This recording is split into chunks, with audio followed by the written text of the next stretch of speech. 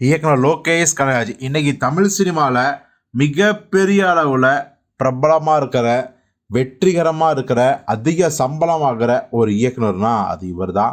இவர் ஏற்கனவே பார்த்தீங்கன்னா பெரிய பெரிய ஹீரோக்கள்னு சொல்லப்படுற 3 பேரை இயக்கியாச்சு. அதாவது நம்ம தளபதி விஜயை வச்சு 2 படங்கள், அதுக்கப்புறம் நம்ம உலகநாயகன் கமலஹாசனை வச்சு விக்ரம் 2, இப்போது விஜய் கமலுக்கு அப்புறம் நம்ம சூப்பர் ஸ்டார் ரஜினிகாந்தை வச்சு கூலி படத்தை வந்து இயக்கிட்டு இருக்காரு.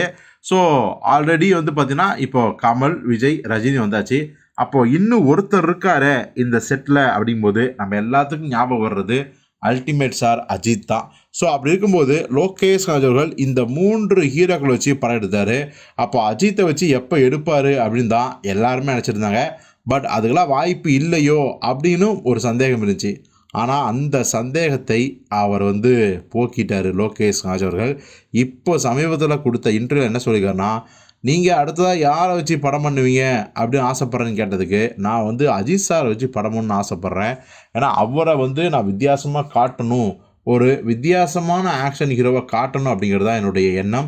அஜித் சாரோட அந்த 2000 வந்த படங்கள் எல்லாமே எனக்கு பிடிக்கும். இப்போ வர மாசான படங்கள் எல்லாமே பிடிக்கும். ஸோ அஜித் சாருக்கான கதையும் என்கிட்ட இருக்குது. நான் இன்னும் கூட எழுதிட்டு தான் இருக்கேன். அதனால் அஜித் சார் முடிவு பண்ணிட்டாருன்னா, அவருடைய அடுத்தடுத்த கமிட்மெண்ட்ஸை முடிச்சிட்டார் அப்படின்னா கண்டிப்பாக அஜித் சார்கிட்ட போய் நான் வந்து என்னுடைய கதையை சொல்லுவேன். அவருக்கு பிடிச்சிருக்கும் பட்சத்தில் நிச்சயமாக அந்த படத்தை ஷூட்டிங் வந்து வேறு லெவலில் பண்ணுவோம். நிச்சயமாக அந்த படம் அஜித் சார் கேரியர்லேயே மிகப்பெரிய வசூலை கொடுக்கக்கூடிய ஒரு படமாக இருக்குங்கிறத வந்து நான் வந்து நிச்சயமாக சொல்லிக்குவேன். அந்த அளவுக்கு உழைப்பேன்.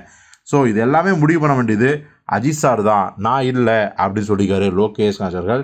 ஸோ அஜித் அவர்கள் இப்போது ஏற்கனவே சொல்லிட்டாரு, என்னுடைய அடுத்த பட ஷூட்டிங்கே வந்து அடுத்த வருடம், அதாவது இந்த வருடம் அக்டோபருக்கு மேலே தான் அப்படின்னு. ஒரு வேளை லோகேஷ் கனகராஜை மைண்டில் வச்சு தான் அஜித் அவர்கள் அக்டோபர்னு சொன்னாரோ.